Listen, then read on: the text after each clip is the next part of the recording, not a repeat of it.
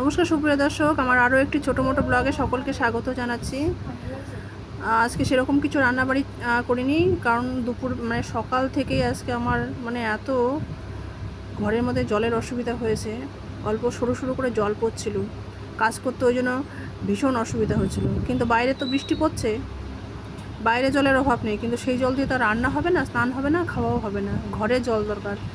কি জানি জলের ফোর্সটা ঘরে এত কম ছিল যে কাজ করতে খুবই অসুবিধা হচ্ছিলো। ওই জন্য খুব তাড়াতাড়ি করে মাছের ঝোল আর ঘুগনি করে রাখলাম, ঘুগনি বানিয়ে রাখলাম। ওটা একবারে মশলাটা বেশি করে ওই জন্য কষিয়ে নিচ্ছি। ঘুগনিরও মশলা আর মাছের ঝোলের মশলা একবার বেশি করে কষিয়ে নেব। তো ঘুগনিটা করে রাখলে কী হবে, রাত্রেবেলা লুচি হোক পরোটা হোক ওটা দিয়ে খাওয়া যাবে আর কি। আর বাইরে প্রচণ্ড বৃষ্টি হচ্ছে। আর এদিকে আমি কাতলা মাছ সকালবেলা এনেছিল, কাতলা মাছ 6 পিসের মতো, লেজা সমেত 6 পিসের মতো মাছ ছিল। তো ওটাকে আমি ঝিঙে দিয়ে আলু দিয়ে পাতলা করে ঝোল ঝোল করব। আর কালকের একটুখানি বাটাও রয়েছে, আমার কচু পাতা বাটা করেছিলাম, ওটা রয়েছে, ওটাও হয়ে যাবে, বাটা আছে। তারপরে মাছের এই ঝোলটা পাতলা করে ঝোলটা করব। আর মেয়েটার জন্য তো ডাল আলু ভাজা থাকেই ওটা, কারণ ও হয়তো মাছের ঝোলটা না খেলেও হয়তো ভাজা মাছ দিয়ে ডাল দিয়ে ভাত খেয়ে নেবে। তো ডালটা রোজই করা হয় এই জন্য ওর জন্য।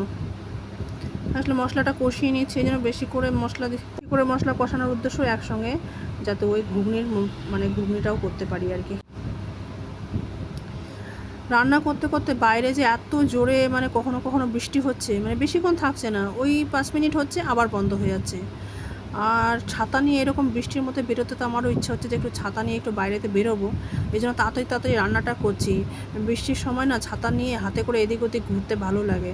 তো এদিক ওদিক আর কোথায় কার বাড়িতে যাব, আমাদের বাড়ির পাশেই মাঠ রয়েছে, সুভাষ ময়দানের মাঠ।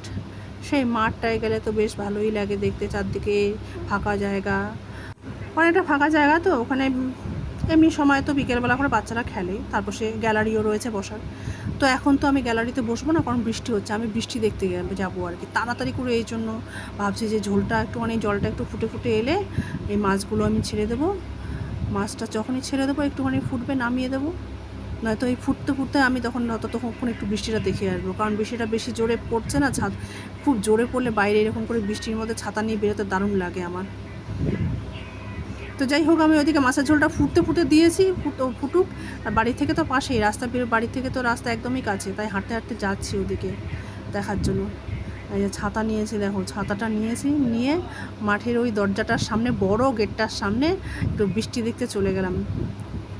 কত বৃষ্টি হয়েছে, একবারে মাঠ টাটগুলো পুরো ভিজে হয়ে গেছে, বড় বড় ঘাস হয়ে গেছে। বিকেলবেলা এই বৃষ্টির মধ্যেই সব ফুটবল খেলবে সব ছেলেগুলো, বাচ্চাগুলো, ভালো লাগে। কিন্তু তখন আমি ওই সময়টা আসতে পারি না। তো ওই সময়টা বৃষ্টি হচ্ছে বলে আমি একটু যাই, তো একটু মাঠটা দেখে আসি। আর কোথায় যাব, আশেপাশে বাড়ির পাশে মাঠটা রয়েছে, তো মাঠটাই যাই। ছাতা নিয়ে একটু ঢং টং করছি তোমাদের ক্যামেরার সামনে, ঢং করে যাচ্ছি, কিছু না বলে মুখে ঢং করে রাখছি। তো ভাবলাম যে তোমাদেরকেও বৃষ্টি পড়ছিল ওই টিপটিপ করে হালকা হালকা, তবে আমাকে ছাতা নিয়ে বেশ ভালোই লাগছিলো। ভাবলাম তাই তোমাদেরকেও দেখাই। তো আজকে এইখানেই, দেখা হবে আবার নেক্সটে।